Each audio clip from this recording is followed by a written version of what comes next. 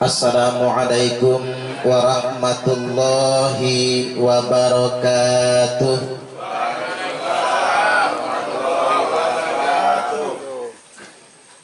A'udzu billahi minasy syaithanir rajim. Bismillahirrahmanirrahim. Alhamdulillahilladzi khalaqal mauta wal hayata liyabluwakum ayyukum ahsanu amala. Asyhadu an la ilaha illallah wahdahu la syarikalah wa asyhadu anna muhammadan abduhu wa rasuluhu la nabiyya ba'dah. Allahumma salli wa sallim ala Sayyidina Muhammadin wa ala alihi wa ashabihi wa man tabi'ahum bi ihsanin ila yaumil qiyamah, amma ba'du. Yang saya hormati orang tua kita, sesepuh kita, Bapak Dr. Andes Haji Sarnadi. Yang saya hormati Bapak Ustadz Haji Muhammad Yunus, Bapak Ustadz Haji Ahmad Fuad, Bapak Ustadz Hendri Yusron, para sesepuh, aparat lingkungan setempat yang tidak dapat saya sebutkan satu persatunya, bapak-bapak dan ibu-ibu semuanya, jamaah ta'ziah, khususnya keluarga besar sahibul musibah, yakni keluarga almarhum Bapak Pahman Hadi bin Haji Budin, istri beliau beserta anak-anak dan cucu-cucu beliau. Kami yang datang ke sini mengucapkan turut berduka cita dan ikut berbelasungkawa atas wafatnya Bapak Haji Pahman Hadi bin Haji Budin. Kita doakan almarhum diampuni segala dosa-dosanya, dihapuskan segala kesalahannya, dilipat gandakan pahala amal kebaikannya, saat ini diluaskan di kuburnya, dan di akhirat nanti dimasukkan ke dalam surganya Allah kekal abadi selama-lamanya. Allahumma amin. Bapak Ibu, apa kabarnya? Sehat? Saya ceramahnya di luar, ngadep keluar, nggak di dalam Pak, karena lagi ngadepin kamera ini biar kita ada dokumentasi. Zaman corona ini orang banyak nggak bisa hadir mendengarkan ceramah, maka ngelihatnya di media sosial. Pada kesempatan kali ini saya hendak menyampaikan di momentum 40 hari wafatnya Bapak Pahman Hadi. Orang yang sudah meninggal, Bapak Ibu, tidak bisa beramal lagi. Namun orang yang masih hidup bisa beramal yang mendatangkan manfaat buat orang yang meninggal dunia. Nah, ini yang mesti kita paham. Kemanfaatan apa yang bisa kita berikan kepada orang yang meninggal? Di antaranya doa dan sedekah. Saya nyebut di antaranya, bukan cuma dua, artinya banyak yang lainnya, Pak. Doa dan sedekah. Makanya Rasulullah Shallallahu Alaihi Wasallam bersabda, ad-du'a wa shadaqatu hadiyah. Doa dan sedekah itu adalah hadiah. Untuk siapa? Ilal mauta, untuk orang yang sudah mati. Jadi kalau ditanya bagaimana cara kita berbakti sama orang tua yang sudah mati, doa, sedekah. Kalau ditanya bagaimana kita memberikan hadiah untuk orang yang sudah mati, maka dengan berdoa dan dengan bersedekah. Karena Nabi menegaskan bahwasanya doa dan sedekah adalah hadiah untuk orang yang sudah wafat meninggal dunia. Hadis ini diriwayatkan dari Umar bin Khattab.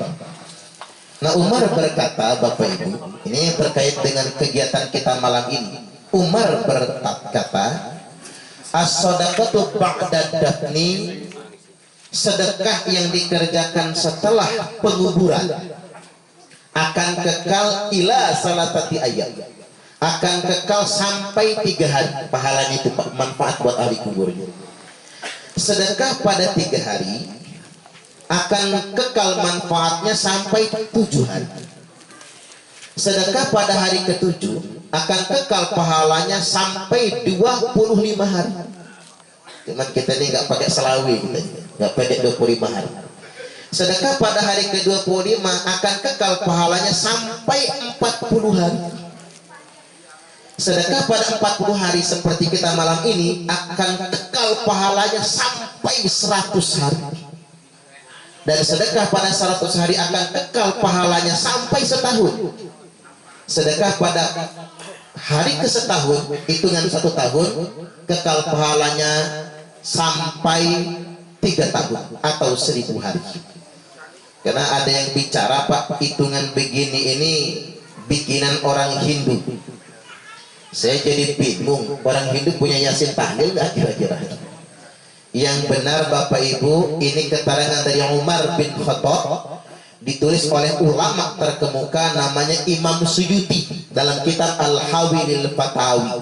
Bukan ulama sembarangan, ulama yang teruji dan terpercaya dari berbagai macam generasi. Jadi yang bisa kita lakukan adalah sedekah. Biar lebih konkretnya, ada riwayat dari Imam Tawus rahimahullah. Imam Tawus ini ulama tabi'in, Pak. Jadi dia ini bukan sahabat Nabi, tapi pelajarannya sama sahabat Nabi. Semua hadis yang diriwayatkan dari beliau sahih semua. Imam Tawus berkata, innal mauta yuftanuna fi kuburihim sab'an fakanu yustaqabuna ayyuqima anhum ta'aman tilka ayyam. Sesungguhnya orang mati ditanya di kuburnya paling singkat 7 hari 7 malam, itu paling singkat. Fakanu yustaqabuna ayyuqima anhum ta'aman tilka ayyam, maka disunnahkan bagi keluarga yang ditinggalkan agar sedekah makanan selama hari-hari itu. Karena sedekah makanan itu sangat bermanfaat buat orang yang wafat meninggal dunia. Itulah alasannya, Pak, makanya malam ini ada sedekahan, ada kue, ada minum. Enggak tahu, kamu besek ada dikira-kira. Oh, ada, besek pula ada pula. Hanya jema semenda mbak inilah ikut jema jauh kan. Amo jema semenda jema ugan Lampung di kampung di dusun masih ngidang biasa ini. Ngidang itu dia salah pula. Karena bininya Ja'far rahimahullah radhiyallahu an, maksud saya istrinya Ja'far radhiyallahu anha, Ja'far ini sahabat Nabi radhiyallahu an, ketika beliau wafat istrinya nyembelih kambing menghidangkan makanan. Nabi dan para sahabat hadir di situ dan ikut makan. Buat apa? Sedekah untuk menolong Ja'far. Makanya jemaah kita dulu ngidang. Hanya mbak ini, Bapak Ibu, anak bertanya, Pak, nanti takziah tempat orang Jawa apa jemaah semende? Orang Jawa nah, sampai jam 12 malam anak nunggu tuh. Papa pasti bawa beseknya. Ama berjawab, badah jemaah semende nak.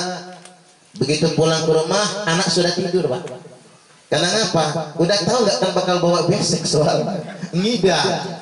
Makanya jemaah semendembang ini ikut jemaah jauh. Besekan pulut, parkiran Bapak Ibu rahimakumullah.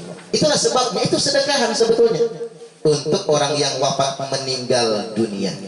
Tapi kalau bapak-bapak merasa mengharamkannya, ya kalau dapat besek jangan dibawa pulang, tinggalin di kursinya masing-masing. Biar saya yang ngangkut pulang nantinya. Muat mobil itu, Pak, paling tak bawa ke panti asuhan. Jadi sedekah makanan yang dikerjakan oleh keluarga ahli musibah yang diniatkan ikhlas dan berdasarkan kelonggaran, itu sangat bermanfaat untuk orang yang sudah wafat meninggal dunia di dalam kuburnya. Nah, biar lebih mantap kita langsung masuk ke hadis sekarang. Hadis ini tercantum dalam kitab Sahih Al-Bukhari, nomor hadis 2609, dan tercantum dalam kitab Sahih Muslim nomor hadis 1004. Ini udah pakai nomor ini Pak, bisa di cross check nantinya. Sahih muttafaqun alaih. Diriwayatkan dari Aisyah, ada seorang laki-laki yang bertanya kepada Rasul. Di hadis yang lain dikatakan laki-laki itu Pak bernama Sa'ad bin Ubadah. Laki-laki ini bertanya kepada Rasul, inna ummi matat, sesungguhnya ibuku mati, ndongku mati, ibuku mati, walam tus, dia tidak wasiat apa-apa sebelum matinya ya Rasul. Nggak ada omongan, tidak ada pesan, nggak ada permintaan, mati saja. Wa adunnuha law takalamat tasadaqat, tapi aku punya pikiran ya Rasul, punya prasangkaan, seandainya ibuku masih bisa ngomong, mungkin dia ingin sedekah. Iya juga ya Pak, orang mati itu kalau bisa WA japri dia, kalau masih bisa SMS kirim SMS dia, tolong ya sedekah atas nama bapak, tolong sedekah atas nama mama. Apalagi nih murah hari raya korban, yakin dah kalau mereka bisa telepon mereka, tolong nak korban atas nama bapak, tolong nak korban atas nama ibu. Yakin saya, seandainya mereka masih bisa ngomong, mereka ingin sedekah. Ya kata Rasul, begitulah adanya. Nah saya nanya ya Rasul, kata Sa'ad, apa yang fa'uha in tasaddaqtu anha, apakah ibuku yang dikubur itu dapat manfaatnya bila aku anaknya inisiatif sendiri sedekah atas nama dia? Jawab Nabi, na'am, ya, ibumu dapat manfaatnya. Sahih Bukhari Muslim ini Pak, sahih kelas 1, sahih muttafaqun alaih.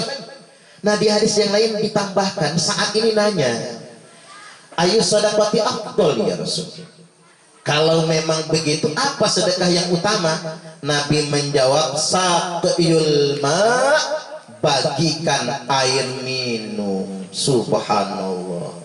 Makanya kalau bahasa kita Pak, kalau bahasa orang anak sekarang ya, enggak ketang air minum, bagiin. Makanya kalau mau sedekahan Pak, enggak sanggup yang lain-lain, beli grand, beli tripanca. Kalau enggak kebeli air sumur direbus, Ustaz gasnya lagi habis, ya sudah air sumur timbang, enggak usah direbus, langsung masukkan teko, bagikan. Tapi jangan ngomong-ngomong. Kalau ngomong-ngomong Pak, orang nggak mau minum nantinya, khawatir anyang-anyangan. Cuman air itu yang bikin anyang-anyangan itu kalau ngerebusnya tangguh, mateng belum, mendidih belum, mentah sekalian tidak. Kalau mentah sekalian tidak apa-apa, sehat-sehat saja, yang penting bukan comberan. Sakil bagikan air minum. Kata Sa'ad, ya kalau cuman air minum mah sanggup ya Rasul, lebih dari itu apa? Dalam hadis yang lain disebutkan fa'it'amu ta'am, hidangkan makanan. Jadi begini, saya ingin dudukkan persoalannya Bapak Ibu dan kaum muslimin dimanapun Anda berada. Ini masih YouTube ya Pak. Dimanapun Anda berada, yang diharamkan oleh ulama itu yang maksa. Gara-gara besekan ngutang kemana-mana, sampai-sampai ngutang ke rentenir, rumah ke gade. Kalau kata orang tua kita dulu apa, besar pasak daripada tiang. Kalau kata orang Jaseng, biar tekor asal kesohor. Kalau kata orang Palembang, kue putu buatan Cek Gaya, awak buntu banyak gaya. Kalau kata dia begitu itu apa? Tetahu sahi nangis setahun. Artinya semua diada-adakan Pak, dipaksa-paksakan, tapi buntutnya panjang, urusannya jadi panjang. Itu memaksakan kehendak namanya. Itu yang nggak boleh. Tapi kalau seandainya kita mampu, apalagi yang meninggal ini wataroka malan, di hadis yang lain disebutkan meninggalkan harta, dia punya peninggalan dan tidak akan menelantarkan anak-anak yatimnya dan ingin disedekahkan, silahkan, bagus sekali. Makanya saya pernah Pak ceramah di Pahoman, yang meninggal mantan bupati. Semua yang takziah itu dikasih yasin yang tebel itu, Majmu' Sarid terjemahan, tebel kan, bungkusnya aja tebel banget pakai kain. Dikasih besek double, biasanya yang double cuman yang mimpin tahlil aja biasanya. Ini semuanya double beseknya. Bapak-bapaknya dihadiahi, disedekahi sajadah. Ibu-ibunya dikasih telepung sama kerudung. Begitu pulangnya diamplopin semua. Saya jadi ngebatin, yang takziah saja diamplopin, apalagi saya yang ceramah ini. Iya juga ya Pak ya, luar biasa. Lu ngapa mereka bisa lakukan itu? Mantan bupati dan belum pernah ditangkap KPK. Ya banyaklah duitnya. Artinya memang kalau mampu ya nggak jadi masalah. Di zaman Nabi juga begitu. Makanya Khalifah Umar bin Khattab radhiyallahu an, beliau Amirul Mukminin, khalifah yang kedua. Begitu wafat Pak, 3 hari 3 malam sedekahan di rumahnya, sahabat makan di rumahnya, nggak jadi masalah. Saya juga pening pala lah ngapa orang mengharam-haramkan zaman sekarang ini. Oh, di Facebook, di WhatsApp orang nulis begini, ahli kubur disiksa gara-gara tahlilan keluarganya. Itu kan betul-betul merusak keyakinan Pak, bikin kita ragu sebetulnya. Saya cari ke bawah itu, apa alasannya kok ahli kubur disiksa gara-gara yasin dan tahlilan. Hadisnya itu begini, cuman innal mauta yu'adzabuna bibukai alaihi ahlihi, bibukai ahlihi alaihi. Jadi sesungguhnya orang mati yu'adzabu, diazab, bibukai ahlihi alaihi, karena tangisan ratapan keluarganya. Dalam hadis yang lain dikatakan alan niha, atas ratapan. Dijelaskan oleh Imam Nawawi apa yang disebut dengan tangisan keluarga ratapan ini. 1, menggunting rambut. Bini istri, mohon maaf Pak, ini Pak Ahmad Sapi,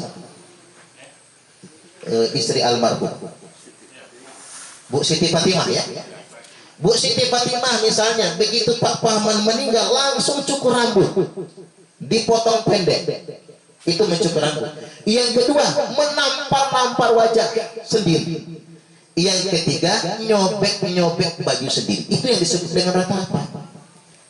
Kalau Bu Siti Fatimah kemarin memotong rambut digundul umpama, menampar-nampar wajah sendiri atau benturkan kepala ke dinding misalnya, kemudian menyobek-nyobek baju yang dipakai sendiri, itulah ratapan yang melahirkan, mengakibatkan ahli kubur disiksa. Jadi Bapak Ibu, ternyata bukan tahlilan Pak yang bikin ahli kubur disiksa, bukan yasinan, tapi yang bikin ahli kubur disiksa adalah ratapan keluarganya. Ini harus diluruskan persoalannya. Baik Bapak Ibu hadirin wal hadirat rahimakumullah.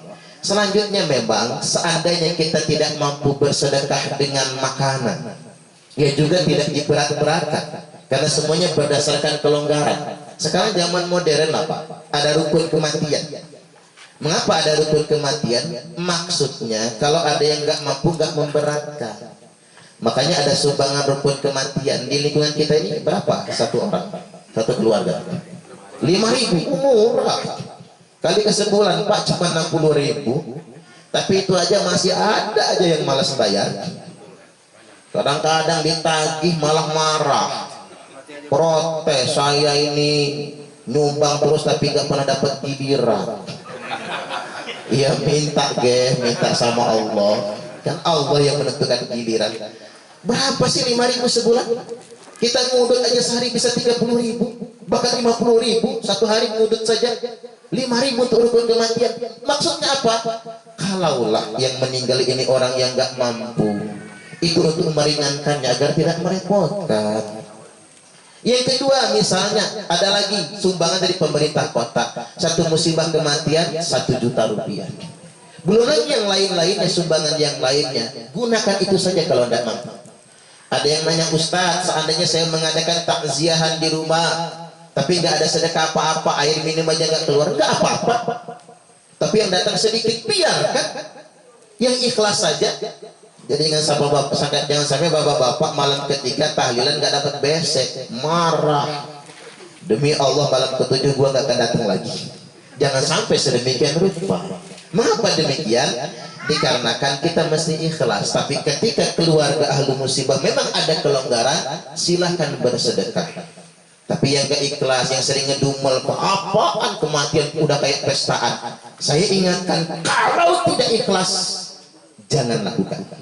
Karena sesuatu yang dilakukan tanpa keikhlasan malah ngedumel, malah protes kok kayak orang pesta, pahalanya tidak bermanfaat buat orang yang wafat meninggal dunia.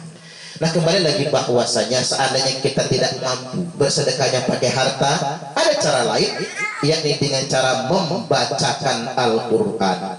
Begini Bapak Ibu hadirin wal hadirat rahimakumullah, ulama sepakat bahwasanya baca Quran buat orang mati ini hukumnya sunnah, tidak bid'ah Pak. Saya urutkan dulu. 1 Imam Hanafi, 2 Imam Asy-Syafi'i, 3 Imam Hambali. 3 madzhab mengatakan baca Quran buat orang mati itu yantafi'u, bermanfaat buat orang mati, manfaatnya nyampe. Baca Quran buat orang mati. Hanya 1 madzhab yang mengatakan Imam Malik, la tasilu ilaih, enggak nyampai buat orang mati. Kata Imam Malik, lakinnahu hasan, tapi bagus, bukan bid'ah. Lakinnahu hasan, tetapi bagus. Mutawassilan ilallahi bitilkat tilawah, gunanya baca Quran buat orang mati itu bertawassul kepada Allah dengan bacaan Quran itu guna mendoakan orang mati. Jadi saya yakinkan sama Bapak Ibu yang hadir malam ini, yakinlah bihaqqil yakin, tidak ada satupun ulama ahlu sunnah wal jamaah yang membid'ahkan baca Quran buat orang mati. Imam Hanafi, Imam Malik, Imam Syafi'i, dan Imam Hambali, tidak ada satupun. Yang suka membid'ahkan itu orang sekarang Pak. Kadang-kadang belajarnya juga kalau kata orang Lampung mak jelas, MJ. Begitu kita tanya, lu belajar di mana? Internet. Nanti kalau mati ditanya malaikat, guru kamu siapa? Syekh YouTube al-internet. Kiainya Kiai Haji Google. Ustadznya Ustadz Facebook LCMA. Enggak bisa dipertanggungjawabkan. Saya sering ditanya, Ustadz, ngapa sih mesti Yasin yang dibaca buat orang mati? Nah ini Pak, kebiasaan kita ini. Cara ngejawabnya begini, kalau dapat pertanyaan begitu. Baca Yasin buat orang mati itu bukan perintah kiai, bukan perintah ustaz, bukan perintah guru ngaji. Baca Yasin buat orang mati itu perintah Nabiullah Muhammad sallallahu alaihi wasallam. Jadi kalau orang ngebantah Nabi, kalau orang menolak Nabi, kalau orang membid'ahkan Nabi namanya. Nabi perintahkan Iqra'u Yasin ala mautakum, bacakan Yasin atas yang mati di antara kalian semua. Hadis ini tercantum dalam kitab Sunan Ibnu Majah, nomor hadis 1448. Abu Daud 3121, Musnad Imam Ahmad 19427, dan disahihkan oleh Al-Hafiz Ibnu Hibban dalam kitab Sahih Ibnu Hibban. Enak betul kita nih Pak. Fatwanya jelas, hadisnya jelas, penjelasannya pun jelas, nggak usah ragu. Cuman saya ingatkan saja, karena ini nggak wajib, bagi yang nggak muyasinan ya nggak apa-apalah. Kalau saya ini nggak kaku, yang mau baca Yasin buat orang mati bagus, ada dalilnya, ada fatwanya. Yang nggak mau baca Yasin buat orang mati ya nggak apa-apa, memang nggak wajib. Yang penting jangan saling menyalahkan. Setuju nggak Pak Kiai? Masalahnya itu kan begini, kitanya sama-sama Islam, cuman gara-gara kunut ribut. Makanya sering saya sampaikan, yang subuhnya pakai kunut bagus, yang subuhnya nggak pakai kunut bagus, ya nggak bagus, ya nggak sholat subuh. Ributnya kemana-mana kunut subuh, tapi nggak sembahyang subuh. Yang Jumat azan sekali bagus, yang Jumat azan 2 kali bagus, yang nggak bagus, iya nggak Jumatan. Allah tidak menyiksa orang gara-gara kunut. Allah juga tidak kemudian menggaransi orang gara-gara kunut, tapi Allah menyiksa orang-orang yang tidak sholat subuh. Kalau saya punya rumus hidup ini begini sajalah, yang penting kita nggak nyalahin orang. Kalau kita ini membela rumah tangga kita sendiri, Bapak Ibu, wajib hukumnya. Tapi kalau ngusik rumah tangga tetangga, oi Pak, orang diam juga bisa bunuh, itu jangan macam-macam. Hidup begitu. Urusi rumah tangga kita, jangan ngusik rumah tangga orang. Makanya ada pepatah orang zaman sekarang, laki-laki yang rajin mencium istrinya sendiri relatif lebih panjang umur. Saya ulangi, laki-laki yang rajin mencium istrinya relatif lebih panjang umur jika dibandingkan dengan laki-laki yang mencium istri tetangganya. Setuju? Dikira-kira setuju kan Pak? Oh ini orang-orang kita Pak, jangan macam-macam. Samalah dengan beragama, ngurusin amalan orang, ya urusan dia lah. Makanya saya nggak ribut tentang orang pakai cadar, itu pilihan dia. Orang mau pakai cadar silahkan. Kalau saya pikir-pikir lebih mendalam, yang bahaya itu bukan yang pakai cadar Pak. Yang bahaya itu yang pakai rok mini. Saya kalau ngeliat orang pakai cadar Pak biasa aja tuh. Tapi kalau ngeliat orang pakai rok mini agak deg-degan gimana gitu. Berdebar jantung ini. Jadi kita nggak boleh ngopenin orang. Yang mau pakai kerudung biasa, alhamdulillah. Yang mau pakai cadar ya urusan dia, amal masing-masing. Kita yang baca Yasin ini amal kita, jangan saling menyalahkan satu sama lainnya.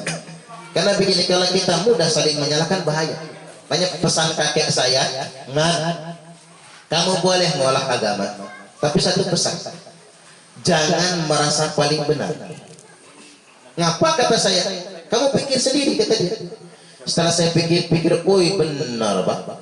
Kalau kita merasa paling benar, kita gampang menyalahkan orang. Kalau kita merasa paling baik, kita gampang menjelek-jelekkan orang. Kalau kita merasa paling beriman, maka kita gampang mengkafir-kafirkan orang. Kalau kita merasa paling sunnah, maka kita gampang membid'ah-bid'ahkan orang. Makanya ada cerita, anekdot di media sosial. Ada tukang cukur, lagi nyukur rambut, dia ngomong sama yang dicukur, tepuk bahunya Pak sambil ngobrol ya. Iya. Mau tahu nggak anak paling goblok di dunia? Lu siapa? Tuh di luar lagi nongkrong, Bejo namanya. Ada yang namanya Bejo nggak Pak? Nggak ada ya. Kalau ada jangan marah loh Pak. Bejo namanya. Lo mau tahu Bejo anak paling goblok? Itu tuh penjual koran. Si Bejo sekolah sih sekolah tapi goblok. Dia itu kalau dikasih duit selalu pilih yang kecil, nggak mau yang gede. Emang kayak mana caranya? Kita tes tuh. Tiap hari saya tes orang ini, tapi masih goblok juga. Jok sini, masuk Bejo. Ada apa Mang? Sama tukang cukur dites, disodorkan duit 5.000 di tangan kanan, duit 1.000 di tangan kiri. Kata tukang cukur, pilih Jok. Sama Bejo bener Pak, dipilih yang 1.000, bukan yang 5.000. Nah kan Pak, kata tukang cukur emang goblok Bejo, belum pintar-pintar. Ada yang 5.000 tapi dia pilih yang 1.000. Pikir yang dicukur bener juga nih tukang cukur. Setelah cukuran dia keluar, ketemu Bejo tadi masih jualan koran. Jok sini dulu, kata yang dicukur. Ada apa Ngapain lo tadi dikasih mamang tukang cukur yang gede enggak mau? Lo tahu nggak ini duit berapa? 5.000 Yang ini 1.000 Gede yang mana? Ya gedean yang 5.000 lo. Masa gedean yang 1.000? Nah itu lo tahu Jok. Ngapa kamu pilih yang 1.000 bukan yang 5.000? Bejo ketawa. Apa kata Bejo? Kalau itu mah, kalau gua pilih yang 5.000 berhenti mamang tukang cukur itu ngetesin saya. Tapi kalau saya pilih yang 1.000, tiap hari gua dites. Mending gua dapat 1.000 yang penting tiap hari, daripada dapat 5.000 tapi sekali. Kata yang dicukur, yang goblok bukan Bejo, kata dia. Yang goblok tukang cukur. Itulah akibatnya Pak. Tukang cukur ngomongin goblok-goblok ke orang, padahal dia yang goblok. Hidup itu juga begitu. Keseringan kita mengkafirkan orang, ingat kafir balik ke kita. Yakin saya. Keseringan kita membid'ahkan orang, bid'ah balik ke kita. Ini apa sih agama dibikin rusuh? Suka betul nyalah-nyalahin orang, pakailah rumus. Lana a'maluna walakum amalukum. Untuk kami amal kami, untuk kalian amal kalian. Hidup kita ini begitu saja. Biarkan berbeda pendapat, yakinlah semua orang Islam bakal masuk surga semua. Allahumma amin. Dikit lagi. Yang berikutnya di bagian akhir saya ingin menyampaikan, di balik peristiwa kematian ini ada peringatan bagi kita yang hidup ini bahwasanya kita pasti akan mati juga. Betul apa betul kira-kira? Nah, ini kopinya sudah keluar. Apa disuruh lama ceramahnya ya? Oh, jangan lama-lama.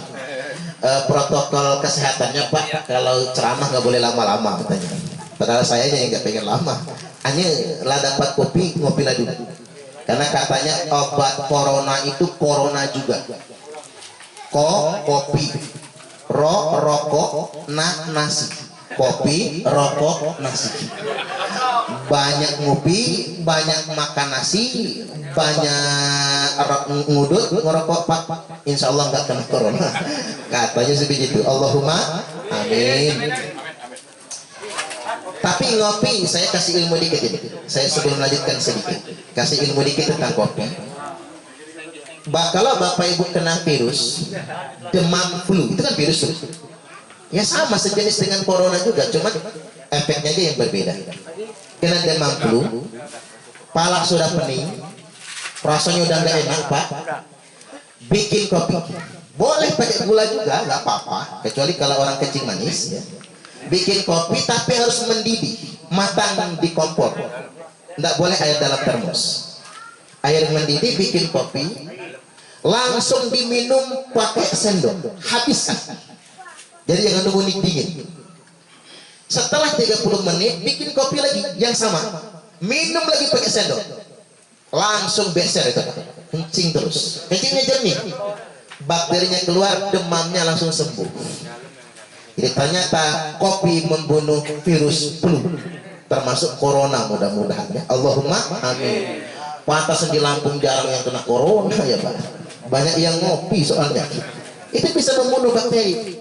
Baik, saya kembali lagi Bapak Ibu, sedikit lagi yang hendak saya sampaikan. Di balik peristiwa kematian ini ada peringatan bagi kita yang hidup bahwasanya kita pasti akan mati juga. Iya Pak ya. Hidup di dunia tidak lama Bapak Ibu. Di kalangan Pak Pahman 60 tahun kurang dikit, masih kurang kan? 60 tahun masih kurang sedikit. Di kalangan jangan pernah menganggap dunia ini ingin selamanya. Katakanlah kita ini dilama-lama Kak. Banyak semendu kan Pak? Yang bukan semendu dimengertikan aja lah. Bahasa semendugan kan agak mirip dengan bahasa Indonesia kan. Jadi Bapak Ibu rahimakumullah, katakanlah kita dilama-lamakan 100 tahun. 100 tahun kelamaan Pak. Banyak orang yang nggak betah lagi. Kalau umur kita sampai 1 abad Pak, teman udah mati semua itu. Yakin dah. Teman sudah mati semua, nggak ada lagi latihannya.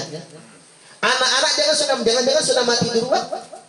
Kawanan sama cucung juga sudah merasa nggak tepat untuk jadi teman. Cucu sudah meninggalkan. Apalagi campur sakit-sakitan, mata rabun, kuping budek, gigi ompong, jalan dituntun, kena kelenjar prostat bocor kalau ya Pak. Ibarat motor banjir, bocor dengan sendirinya. Yang ngurus itu sudah nggak ikhlas. Apa kata mantu? Kapan matinya mertua gua ini? Yakinlah sama saya. Makanya saya ketemu orang-orang lansia, saya tanya, kayak kata saya, mau panjang umur nggak? Enggak Allah kata dia. Kalau bisa mati sekarang, nggak mau ngerepotin orang hidup. Mengapa Allah kasih kita yang sedemikian rupa? Karena Allah ingin sadarkan bagi kita, dunia memang tak selamanya. Akhirat adalah tempat pulang kita semua. Maka jangan pernah terlena dengan dunia ini. Makanya hidup ini kita ingin kembali kepada Allah Subhanahu wa ta'ala. Mudah-mudahan kita semua kembali dalam keadaan husnul khatimah. Allahumma amin. Innahu may ya'ti rabbahu mujriman fa inna lahu jahannam la yamutu fiha wa la yahya.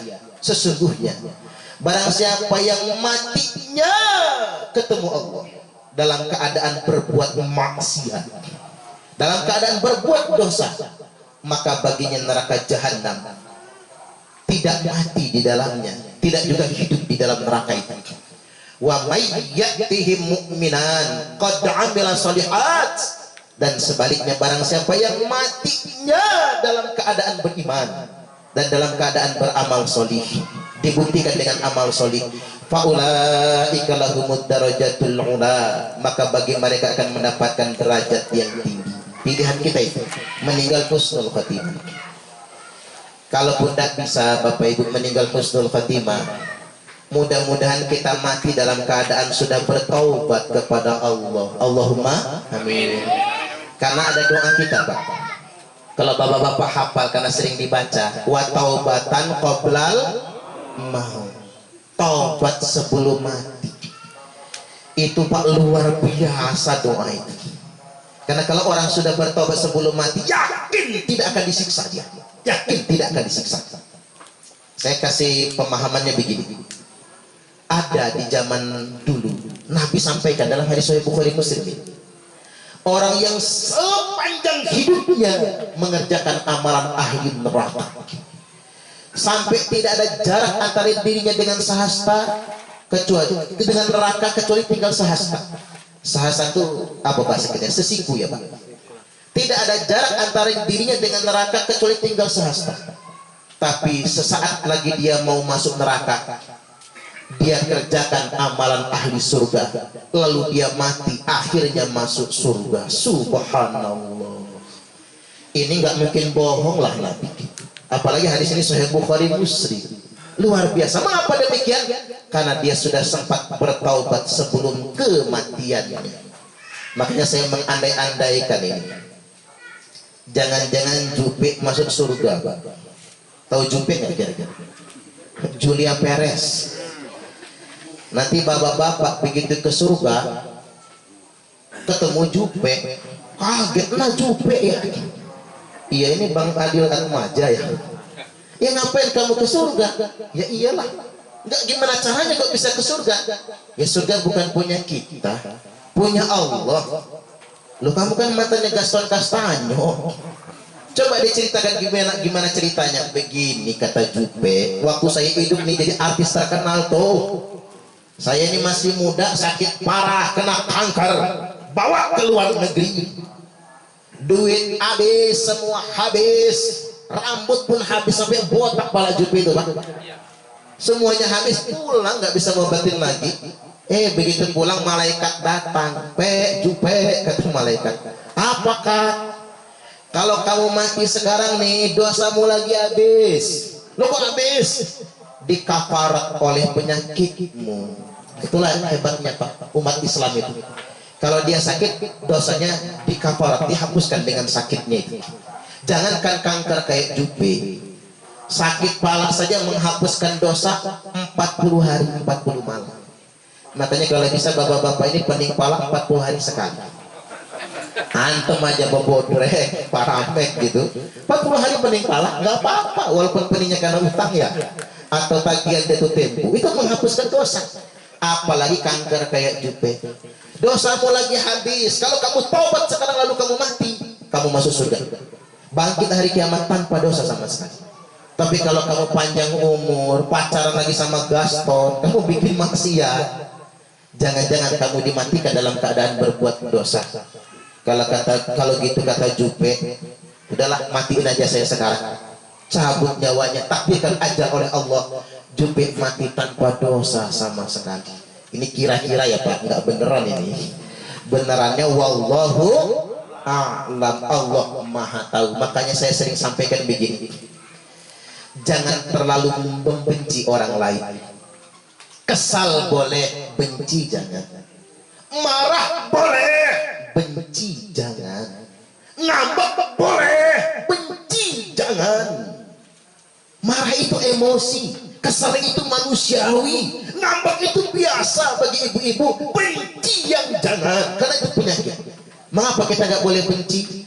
Karena orang yang kita benci belum tentu masuk neraka, sedangkan kita sendiri belum tentu masuk surga.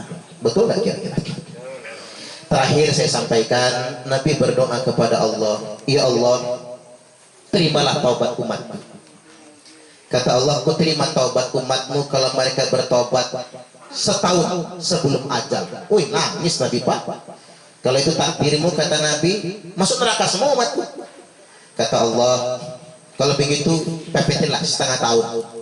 Jangan ya Allah, kata Nabi, karena ada di antara umatku itu yang taubatnya sebulan lagi mau mati karena sakit, taubat di akhirnya sebulan lagi mau mati, mati. Ya sudah, kata Allah, ku terima taubat umatmu kalau mereka bertobat sebulan lagi sebelum ajalnya. Tapi ada ya Allah di antara umatku itu yang bertobat seminggu lagi mau mati. Kalau begitu, kata Allah, ku terima taubat umatmu kalau mereka bertobat seminggu lagi mau mati. Tapi kalau bisa jangan ya Allah, ada di antara umatku itu yang sehari lagi mau mati baru taubat. Jemes apa? Labuan Dalam ya Pak. Malam ini mendengarkan ceramah, besok taubat, lusa mati. Ya sudah, kata Allah, ku terima taubat umatmu kalau mereka bertobat sehari lagi sebelum ajal. Tapi bisa nggak ya Allah, kata Nabi, minta satu lagi. Habis ini aku nggak akan minta lagi, mohon pepetkan lagi. Oke, kata Allah, kamu boleh minta, tapi sekali ini saja, tidak boleh nambah lagi. Ku terima taubat umatmu Muhammad selama nyawanya belum sampai di tenggorokan. Oi, nangis Nabi Pak, saking terharunya, saking bangganya. Nabi langsung pamer di Masjid Nabawi sama sahabat, innallaha yuqbalu taubatal abdi ma lam yughargir. Sesungguhnya Allah akan tetap menerima taubat hambanya selama nyawanya belum mendesak-desak di tenggorokan. Alangkah baiknya Allah yang kita sembah. Mudah-mudahan kita diberikan kesempatan bertaubat sebelum kematian. Allahumma amin. Demikian dari saya, mudah-mudahan ini semua bermanfaat, dan kita akhiri dengan doa. Saya doa balik ke dalam ya Pak ya.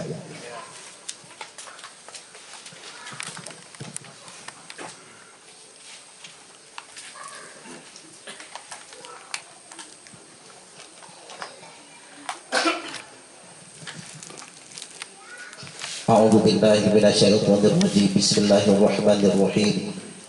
Alhamdulillahi rabbil alamin, hamdan syakirin, hamdan na'imin, hamdan yuwafi ni'amahu yukafi'u mazidan.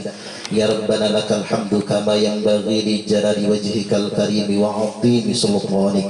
Allahumma salli wa sallim ala sayyidina Muhammadin wa ala alihi wa sahbihi wa barik wa sallim ajma'in. Allahumma ighfir lana dhunubana wa liwalidayna warhamhum kama rabbawna shighara.